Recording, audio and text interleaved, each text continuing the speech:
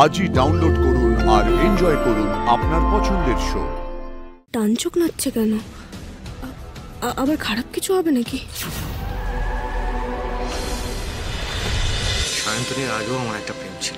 ওই মেয়েটার সাথে প্রেম ভাঙায় আপনি বেশি কষ্ট পেয়েছেন বলতে পারো। তার নাম কি ছিল স্যার? উপনীতা। এক কথায় বলতে গেলে গৃহকর্মে নিপুণা। আমার মাও ওকে খুব পছন্দ করত। আমাদের বিয়ে পর্যন্ত ঠিক হয়ে গিয়েছিল। তাহলে আপনার সাথে তার বিয়েটা হলো না কেন? আমার জন্য। আপনার জন্য? কেন? অনেকদিন জুনিয়র আর্টিস্টের কাজ করতে করতে একদিন দুম করে হিরো হওয়ার সুযোগ পেলাম। সায়ন্তনী সুস্মিতজির সঙ্গে আলাপ করালো। পরপর 3টে ছবির কন্ট্রাক্ট হলো। অনেক দিনের খরা কাটিয়ে আমার বাড়ি আবার টাকার মুখ দেখলাম। মায়ের জন্য, আমার পরিবারের জন্য সেই কন্ট্রাক্টে সাইন করতে বাধ্য হলাম। আর সেই কন্ট্রাক্টে মেনশন ছিল যে কন্ট্রাক্ট শেষ না হওয়া অবধি, মানে ওই 5-6 বছর আমি কাউকে বিয়ে করতে পারবো না। আর সেখানেই হলো গন্ডগোল। আমার বাড়িতে তখন হাড়ি চড়ছিল না।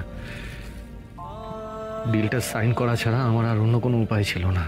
উপনীতাকে প্রচুর রিকোয়েস্ট করেছিলাম, ওকে বুঝিয়েছিলাম, কিন্তু ও জাস্ট আমাকে বুঝলো না। 5-6 বছরও অপেক্ষা করতে পারলো না, আমাকে ছেড়ে চলে গেল। তার মানে তো আপনি নিজের ফ্যামিলির জন্য আপনার ভালোবাসাকে স্যাক্রিফাইস করেছিলেন স্যার। এরকম কজন পারে বলুন তো? করে লাভটা কি হলো? উপনীতা আমাকে ভুল বুঝে, আমাকে অপমান করে সম্পর্কটা ভেঙে দিয়ে চলে গেল। তারপর থেকে আমি অনেকদিন ভীষণ কষ্টে ছিলাম। আর সে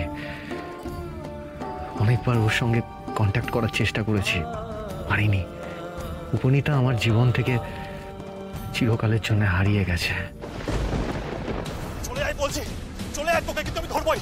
আর ধরতে পারলে তোর পিঠের চামড়া আমি উঠিয়ে নেবো। চলে আয় বলছি। এ কি, আমার হঠাৎ টান চোখ নাচছে কেন? আবার খারাপ কিছু হবে নাকি?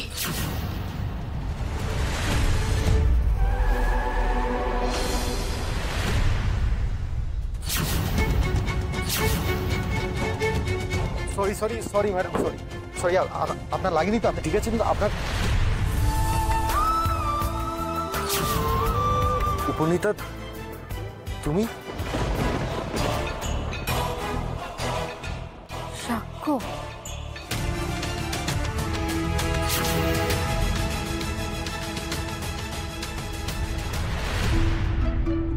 বজরংবলী, এই উপনীতা, এই তাহলে স্যারের প্রথম প্রেমিকা।